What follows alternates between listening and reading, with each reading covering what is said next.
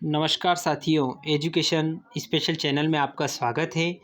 जैसा कि साथियों आप सभी को विदित है कि एजुकेशन स्पेशल चैनल के द्वारा सभी कक्षाओं के वीडियो अपलोड किए जा रहे हैं और सभी विषय के वीडियो आपको इस चैनल की प्लेलिस्ट में आपको मिलेंगे। साथ ही साथ हम कोशिश कर रहे हैं, हमारा प्रयास है कि हम सभी विषय के आपको नोट्स उपलब्ध करवा दें वीडियो के माध्यम से। तो साथियों, वीडियो की शुरुआत करने से पहले यदि आप चैनल पर नए हैं और अभी तक आपने चैनल को सब्सक्राइब नहीं किया है तो पहले आप चैनल को सब्सक्राइब कर लें और बेल आइकन को प्रेस कर लें ताकि आपको नोटिफिकेशन मिलते रहेंगे। साथ ही साथ वीडियो को बिना स्किप किए हुए अंत तक देखें ताकि पूरी खबर आपको समझ में आ सके। साथियों, प्रश्न क्रमांक 1 से लगाकर 7 तक का वीडियो मैं पहले अपलोड कर चुका हूं। आज मैं प्रश्न क्रमांक 8 से आपको बताने जा रहा हूं। 8वां प्रश्न है, सुमति के यजमान और अन्य परिचित लोग लगभग हर गांव में मिले। इस आधार पर आप सुमति की विशेषताओं का चित्रण कर सकते हैं। बहुत ही महत्वपूर्ण प्रश्न है, सुमति की विशेषताओं का चित्रण करना है। सुमति के यजमान और अन्य परिचित लोग हर गांव में लेखक को मिले। इससे सुमति के व्यक्तित्व होती है, पहचान होती है। पहला पॉइंट है, सुमति मिलनसार और हंसमुख व्यक्ति हैं। सुमति के परिचय और सम्मान का दायरा बहुत बड़ा है। सुमति उनके यहाँ धर्मगुरु के रूप में सम्मानित होता है।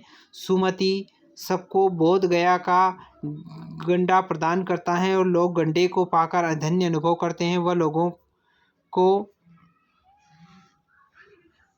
लोगों की आस्था का फायदा उठाने में पीछे नहीं रहता था। अगला है, सुमति स्वभाव से सरल, मिलनसार, स्नेही और मृदु रहा होगा, तभी लोग उसे उचित आदर देते होंगे। सुमति बौद्ध धर्म में आस्था रखते थे और तिब्बती का अच्छा भौगोलिक ज्ञान भी वो रखते थे। अगला प्रश्न है महत्वपूर्ण प्रश्न, हालांकि उस वक्त मेरा भेष ऐसा नहीं था कि उन्हें कुछ भी ख्याल करना चाहिए था। उक्त कथन के अनुसार हमारे आचार व्यवहार के तरीके वेशभूषा के आधार पर तय होते हैं। आपकी समझ से यह उचित है अथवा अनुचित विचार व्यक्त करें। सामान्यतः लोगों में एक ही धारणा बन गई कि पहली बार मिलने वाला व्यक्ति का आकलन उसकी वेशभूषा देखकर किया जाता है। हम अच्छा पहनावा देखकर किसी को अपनाते हैं तो गंदे कपड़े देखकर उसे धुतकारते हैं। लेखक भिक्षुकों के विष में यात्रा कर रहा था, इसलिए यह अपेक्षा नहीं थी कि वे शेखर विहार का भिक्षु उसे सम्मानपूर्वक अपनाएगा। मेरे विचार से वेशभूषा देखकर व्यवहार करना पूरी तरह ठीक नहीं है। अनेक संत महात्मा और भिक्षु साधारण वस्त्र पहनते हैं किंतु वे उच्च चरित्र के इंसान होते हैं, पूज्य होते हैं। तो हम पर पहला प्रभाव वेशभूषा के कारण ही पड़ता है। उसी के आधार पर हम भले बुरे की पहचान करते हैं, परंतु अच्छी वेशभूषा में कुत्सित विचारों वाले लोग भी हो सकते हैं। गरीब व्यक्ति भी चरित्र में श्रेष्ठ हो सकता है। वेशभूषा सब कुछ नहीं है। कीचड़ में खिलने पर भी कमल अपनी सुंदरता बनाए रखता है। अगला 10वां प्रश्न है, यात्रा वृत्तांत के आधार पर भौगोलिक स्थिति का शब्द चित्र प्रस्तुत करें। वहाँ की स्थिति आपके राज्य और शहर से किस प्रकार भिन्न है। तिब्बत भारत के उत्तर में स्थित है, जो नेपाल का पड़ोसी देश है। इसकी सीमा भारत और चीन से लगती है। तिब्बत पहाड़ी प्रदेश है। यह समुद्र तट से 16-17 हज़ार फुट की ऊंचाई पर स्थित है। इसके रास्ते ऊंचे नीचे और बीहड़ हैं। पहाड़ों के अंतिम सिरों और नदियों के मोड़ पर खतरनाक सूने प्रदेश बसे हुए हैं। यहाँ मीलों मील तक कोई आबादी नहीं होती है। एक और हिमालय की बर्फीली चोटियाँ दिखाई पड़ती है और दूसरी ओर ऊंचे ऊंचे नंगे पहाड़ खड़े हैं। एक टिंडरी एक विशाल मैदानी भाग है जिसके चारों ओर पहाड़ी पहाड़ हैं। यहाँ बीच में एक पहाड़ी है जिस पर देवालय स्थित है और देवालय को पत्थरों के ढेर और जानवरों के सींगों और रंग बिरंगे कपड़े की झाड़ियों से सजाया गया है। अगला महत्वपूर्ण प्रश्न है, आपने किसी भी स्थान की यात्रा अवश्य की होगी। यात्रा के दौरान हुए अनुभवों को लिखकर प्रस्तुत करें। एक अनुभव मैं शेयर कर रहा हूँ। इसमें ग्रीष्म अवकाश में इस बार मैंने अपने माता पिता, बहन और 2 मित्रों के साथ देहरादून घूमने जाने की योजना बनाई। सबको मेरा प्रस्ताव पसंद आया। हम सब 24 मई को अपनी गाड़ी में बैठकर प्रातः 4 बजे देहरादून के लिए रवाना हुए। अभी गाड़ी 25-30 किलोमीटर ही चली थी कि अचानक वह घरघरा कर रुक गई। गाड़ी खराब हो गई थी। यहाँ आसपास कोई शहर कस्बा नहीं था। सड़क के दोनों ओर खेत थे। रास्ता सुनसान था। हम सब परेशान हो गए। पिताजी ने उधर कर देखा पर उन्हें भी समझ नहीं आया कि गाड़ी क्यों नहीं चल रही थी। हम वहीं खड़े खड़े 3 घंटे बीत गए। हम उस सड़क पर आने जाने वाली गाड़ियों को हमने हाथ देकर रोकने की कोशिश की जिससे कुछ सहायता प्राप्त की जा सके, परंतु सभी लोग जल्दी में थे और कोई भी हमारी बात सुनने के लिए रुकना नहीं चाहता था। शाम होने जा रहे थे। हम लोगों का भूख और गर्मी के कारण बुरा हाल था। मेरी छोटी बहन तो परेशान होकर रोने लगी। माँ ने मुश्किल से उसे चुप कराया। जब कोई हल नहीं सूझा तो मेरे पिताजी ने चाचा जी को फ़ोन किया और वे अपने साथ मैकेनिक को लेकर आए, तब कहीं जाकर गाड़ी ठीक हो सकी। इस बीच मेरठ से खाना खरीदा गया और हम लोग रात में 12:30 यानी 12:30 बजे देहरादून पहुंच गए।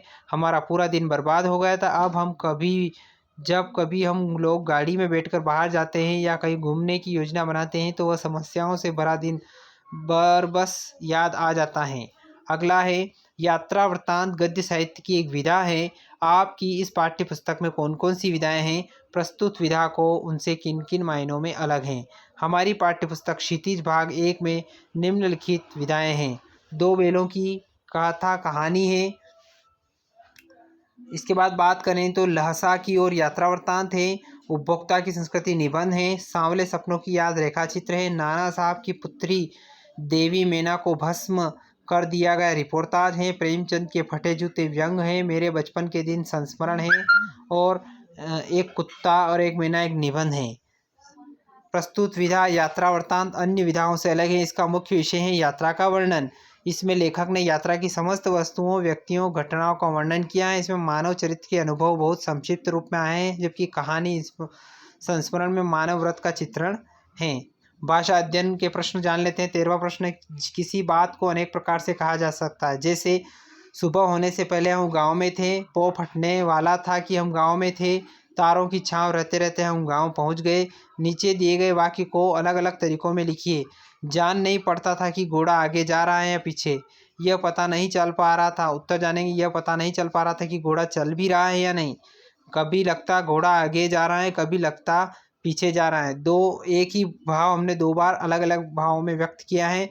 अगला प्रश्न है, ऐसे शब्द जो किसी अंचल यानी क्षेत्र में प्रयुक्त होते हैं आंचलिक शब्द कहा जाता है। प्रस्तुत में आंचलिक शब्द ढूंढ कर लिखिए।